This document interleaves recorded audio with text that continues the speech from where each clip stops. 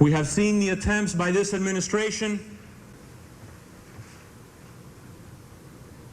to go on the periphery of the embargo, to, under a supposed people-to-people program, try in his last days to give Fidel Castro what he wants, which is a lifting of the embargo. We denounce the Clinton administration for their approaches to Fidel Castro, and he must understand that we will not permit or allow that the embargo be lifted on the backs of the Cuban people.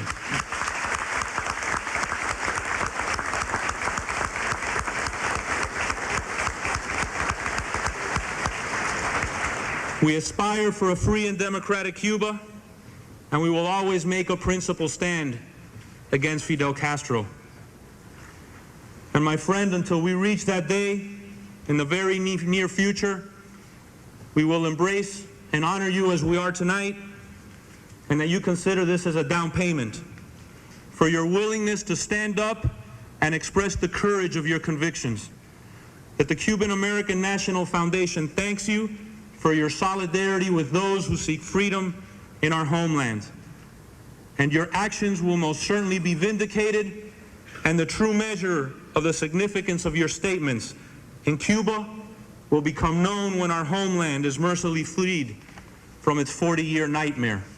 Ladies and gentlemen, I would like to introduce Donald Trump.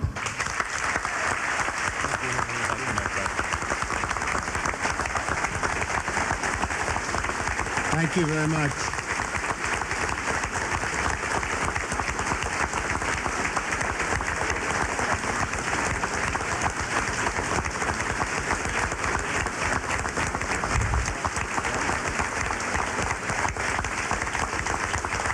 Thank you very much.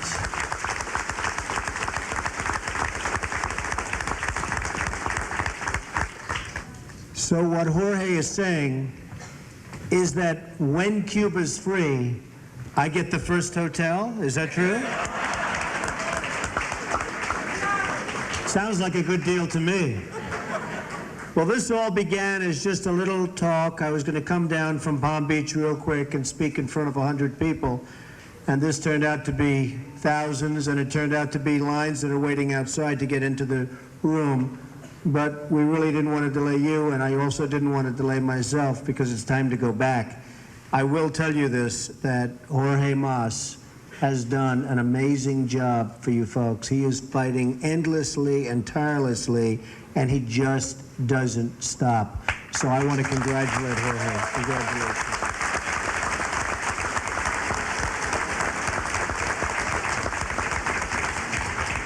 I've had a lot of offers, and sadly it's all been very recently, to go into Cuba on deals, business deals, real estate and other deals. And I've rejected them on the basis that I will go when Cuba's free.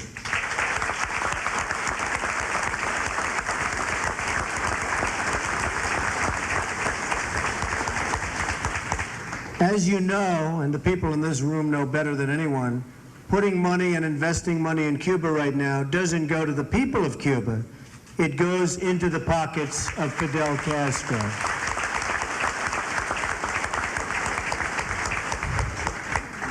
He's a murderer. He's a killer. He's a bad guy in every respect. And frankly, the embargo against Cuba must stand, if for no other reason than if it does stand, he will come down. He will tumble down, and it'll finally happen.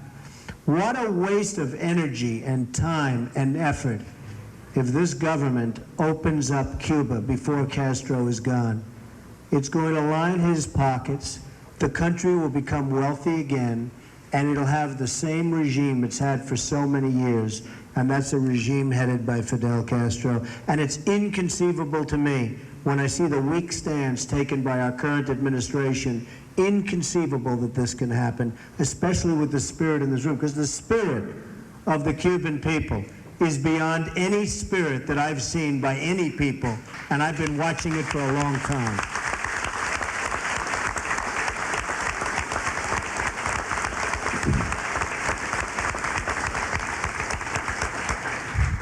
Things can change.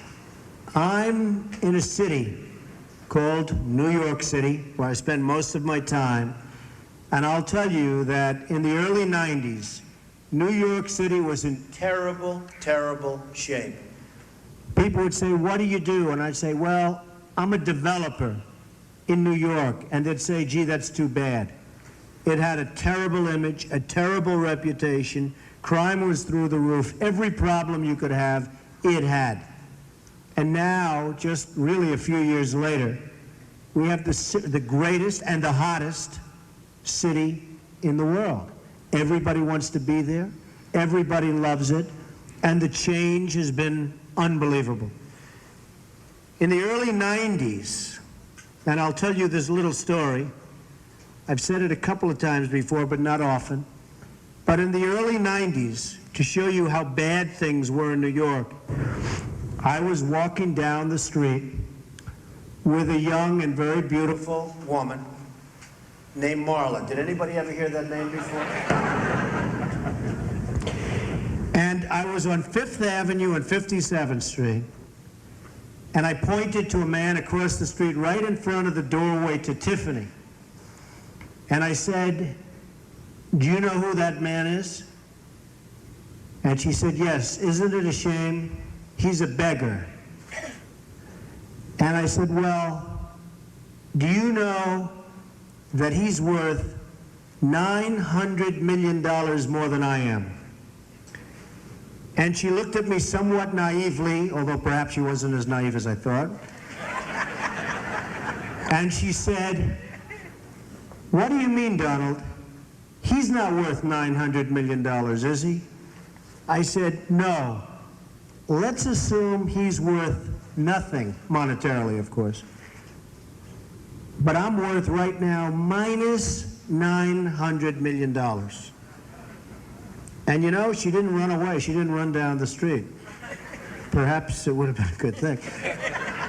And that's where we were in New York. That was the early 90s. The city was a disaster. My company was in trouble. I was in trouble. And today, my company is much bigger and stronger, wealthier, more by any definition you want to go than it was in the 1980s, which everybody thought was such a good time. The point is that things can turn around, and they can turn around very rapidly. I've gotten to know and become friends with a lot of people today, a lot of great people, a lot of people with tremendous spirit. I also, if I step back, watch and see our government policies, not only in Cuba, but on lots of other things. And it's not policy by common sense, because we don't have too much common sense in our government. And I see the spirit that we have with regard to Cuba, and then I see the politicians not only disregarding that spirit, because sometimes you have to do that, but just totally going the wrong way on a policy that would be so simple, and frankly, after many, many years, is ready to work. And that's the opening up of Cuba to investment by people such as myself and lots of others.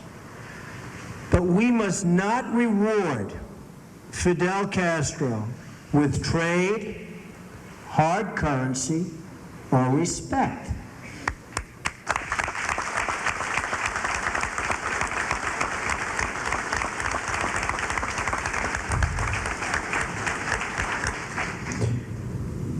Castro's jails are full of dissidents, as you know very well. His graveyards are full of patriots, and his government is full of thugs. And we can't allow him to get away with this program of coming to this country, hiring our best consultants, hiring our best lobbyists, and all of a sudden, senators and various other people that we've been knowing about and hearing about for years miraculously are on the side of Fidel Castro. and fighting Jorge and fighting all of the people that frankly were at one point doing perfectly, and now the battle is almost getting tougher, and it should be a battle that would be won or almost won by now. So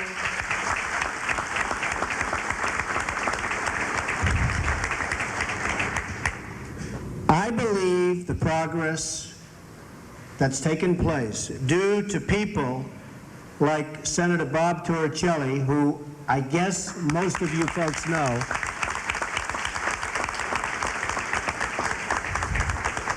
I believe that you will have victory. I believe you'll have victory sooner rather than later. Now, I saw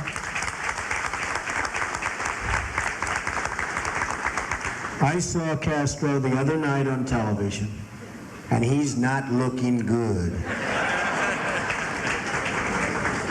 He's lasted a lot longer than a lot of you people have really hoped, but he has lasted. But it's not looking good right now.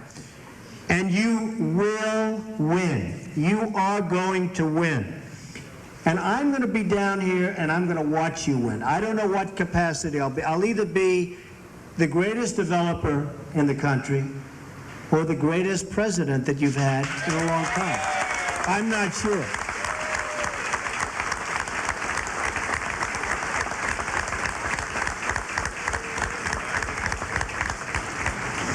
I do know that if I could meet Castro right now, something I'd prefer not have to do, but if I could meet Castro right now, I'd have personally 2 words for him.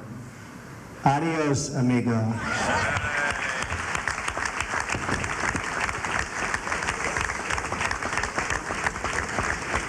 This trip has been very unusual. I'm very spoiled.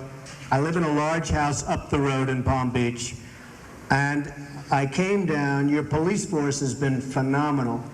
I've never gone from point A to point B so quickly in my life. I didn't even know we were here. It was incredible. But they have been amazing, and I want to just compliment them. Really professionals. But I've learned a tremendous amount. Jorge has taken me to more, I have met more Cubans than I knew existed. And they are great people. And now I'm friends, and I'm going to be here whenever you need me. And I just want to end by saying, Via con Dios, folks. We'll see you very soon. Thank you very much. Terrific people. Thank you. Thank you, everybody. Thank you. Thank you.